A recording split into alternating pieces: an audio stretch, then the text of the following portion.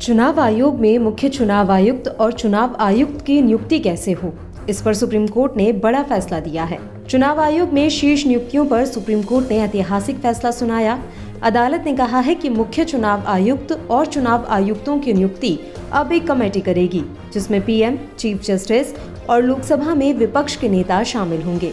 इस पूरे मामले में शीर्ष अदालत ने क्या कहा है, आइए जानते हैं। न्यायमूर्ति के.एम. जोसेफ की अध्यक्षता वाली 5 सदस्यीय संविधान पीठ ने अपने फैसले में कहा कि प्रधानमंत्री, लोकसभा में नेता प्रतिपक्ष या सबसे बड़ी विपक्षी पार्टी के नेता और चीफ जस्टिस ऑफ इंडिया की कमेटी मुख्य चुनाव आयुक्त और चुनाव आयुक्तों का चयन करेगी।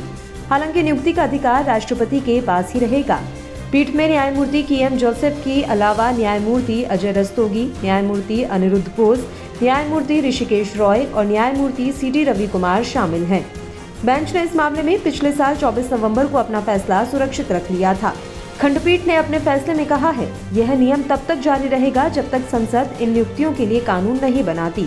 कोर्ट ने लोकसभा में विपक्ष का नेता न होने की स्थिति आने पर भी आदेश में स्पष्ट किया है, ऐसी स्थिति में सबसे बड़ी विपक्षी पार्टी का नेता समिति में होगा।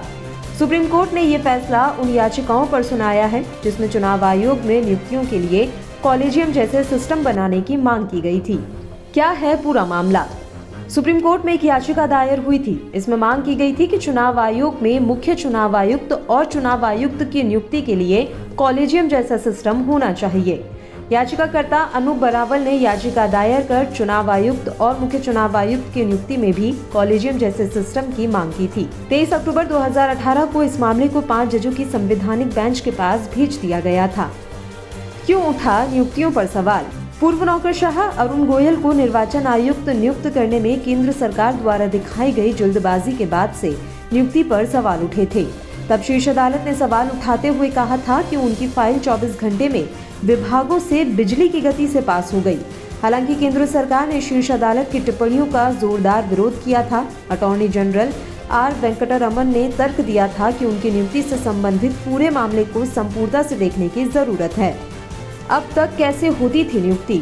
मौजूदा सिस्टम लंबे समय से काम कर रहा है। चुनाव आयोग में आयुक्तों की नियुक्ति के लिए सचिव स्तर के सर्विंग और रिटायर अफसरों की लिस्ट तैयार होती है। इन नामों का एक पैनल बनता है जिसे प्रधानमंत्री और राष्ट्रपति के पास भेजा जाता है। इस पैनल में प्रधानमंत्री किसी एक नाम की सिफारिश करते हैं। इसके बाद राष्ट्रपति की मंजूरी ली जाती है। चुनाव आयुक्त ही आगे चलकर मुख्य चुनाव आयुक्त बनते हैं। अगर मुख्य चुनाव आयुक्त रिटायर हो रहे हैं तो 2 चुनाव आयुक्तों में से वरिष्ठता के आधार पर एक को मुख्य चुनाव आयुक्त बनाया जाता है।